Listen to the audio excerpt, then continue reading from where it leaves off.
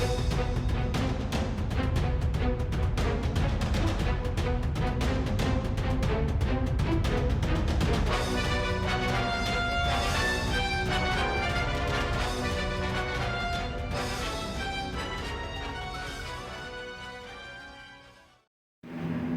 up, guys? Welcome back to the channel. I wanted to show you this badass engine I got, man. This thing is sick.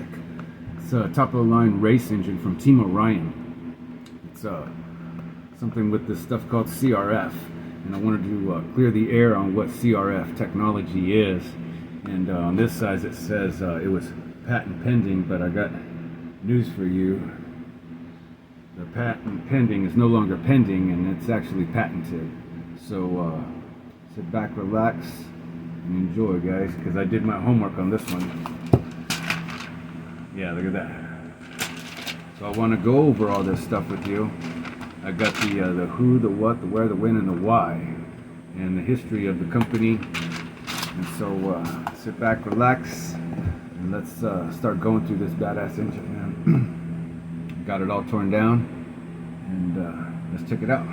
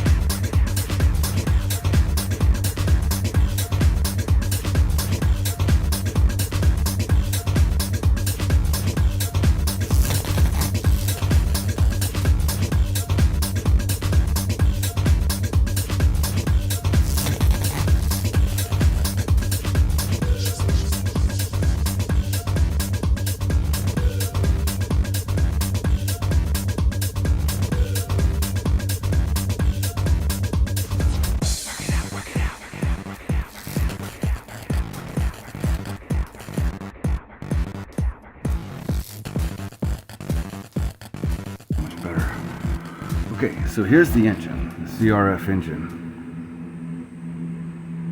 So the CRF 12 Wasp, a serial spec. That's what it says there. It's a World Championship edition from Josh Cyril. It came out in December of 2006. They wanted $500 for these bad boys when they came out. I know Rex from Rex Legend did a review on this engine, and he didn't get a chance to put it in a vehicle before he passed away. So shout out to him. I'm sorry to his family and condolences, but let's continue the Nitro tradition. And let's check out this bad boy right here, man. So what I want to do is cover all the bases first. So who was it? Who was the founder, what it is, where, when, and why. Who, what, where, when, and why. So first, who is it? So who is the designer or the founder of Team Orion? His name is Felipe Neerhart, and he founded the company in 1987. This is the company over here. That's what the shop looks like, and it's over there in Switzerland. And he started the company doing batteries, and he was making matched nickel metal hydride batteries, and ended up winning some kind of world championship, and so basically put him on the map. And so this is Circus RC, and they're talking. They basically interviewed the guy. It's a really good article. You can look it up if you like. So this is the guy here, Felipe Neerhart, and He's actually like a MMA fighter. You wouldn't believe it. Ha ha! Yeah, that's him right there. Check it out. Yeah, and he actually manages a couple MMA fighters too in his spare time, and that's what he's talking about here in the article. It's a really good article, and he talks about the history of the company and everything. But Kyosho stepped in, and they said, "Oh no! We can't have Team Orion go under, because right after change of the century in the 2000 or whatever, they started going under, and so Kyosho stepped in and became the majority shareholder and basically bought the company. Sorry guys. And so he had to basically step down until well, they had an agreement, but I guess after like 10 years or whatever, he got the company back. So in 2008, Kyosho, I guess, became the majority shareholder so that they wouldn't go under. So that just goes to show you how badass this company is. And so anyway, this is just a part of their company. He's got a whole bunch of brands under, and I'm sure you've heard them. I'll show you. So some of the brands that he's also got is HB Racing. I'm sure you heard of them. Team Orion, Peak Racing, and HMX controllers. Apparently they have 20 IFMAR championships underneath their belt with all those different brands. And so they're based out of Switzerland. And so what is CRF? Let me go over that. So this CRF technology, everybody wants to know, what is CRF?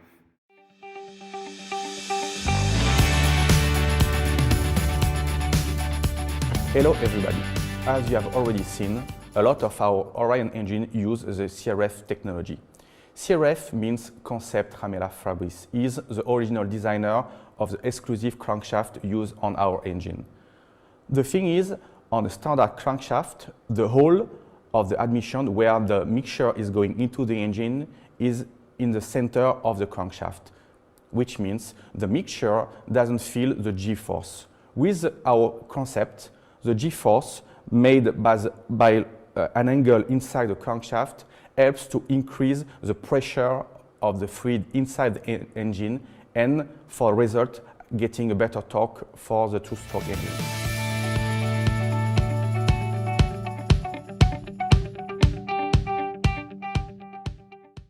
It's really cool. I'll show you this here, and this is what they patented, this design, because the design has what they call a compressor-like technology. I'm referencing Live RC with the article they did. But yeah, this is the, what do you call it? This is the crank right here. Let's see if I can clean that up a little bit. I can't really tell. Okay, let's check this thing out, man. This thing's awesome. Okay, so here, look at this thing, man. It looks like it was almost hand ported, but it really wasn't. You can see how this was all just factory done, and then they drilled that hole like at a strange angle. You see that? Like down there, weird like that.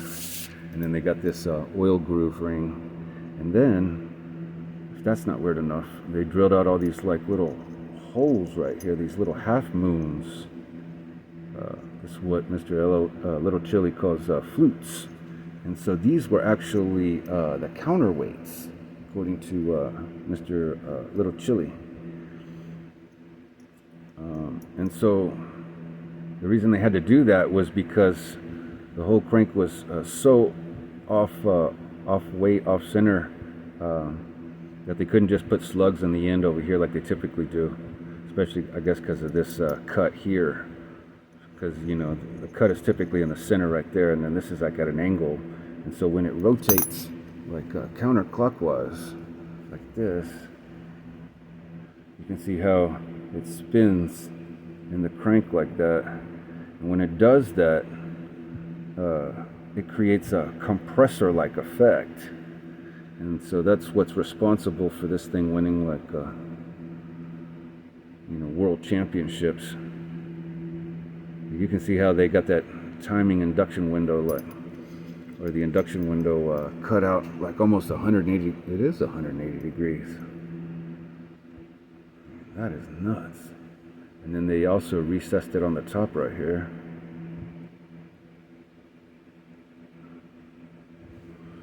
So the guy Adrian Bertine, he's a racer, and he's one of the chief engineers over there at Team Orion now, designing their engines. But this engine was designed by, or the CRF technology was designed by the Raffaele Fabrice. So that's why they, that's the first thing that they say here in the manual, is they give him credit. Fabrice Ramilia, you see it right here,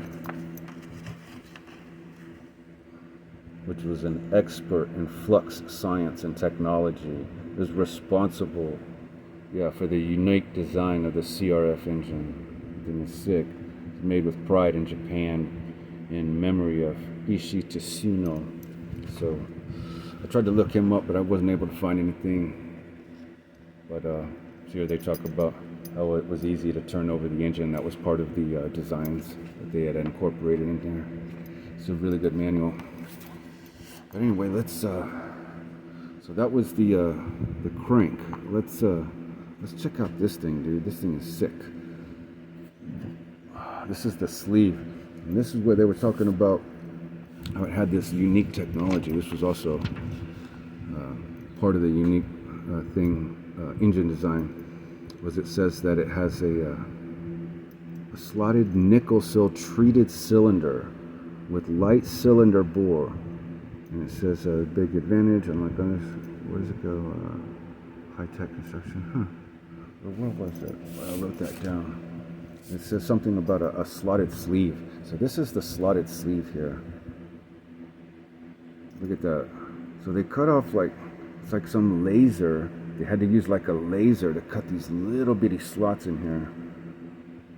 Look at that. Little bitty grooves for expansion, so when this thing gets like super duper hot, it expands, and instead of creating friction and squeezing on the piston, it allows itself to expand naturally and not squeeze down on the piston and create friction. And so it revs up to like 43,000 RPM. Yeah, it puts out like 1.4 horsepower. It's got a 13.8 bore with a 14 millimeter stroke. So this is the intake side. You can see how the bottom is beveled there with the little holes, the relief slots there for the heat and the expansion. So the air ramps and goes in there. Same thing here on your side intake ports, transfer ports,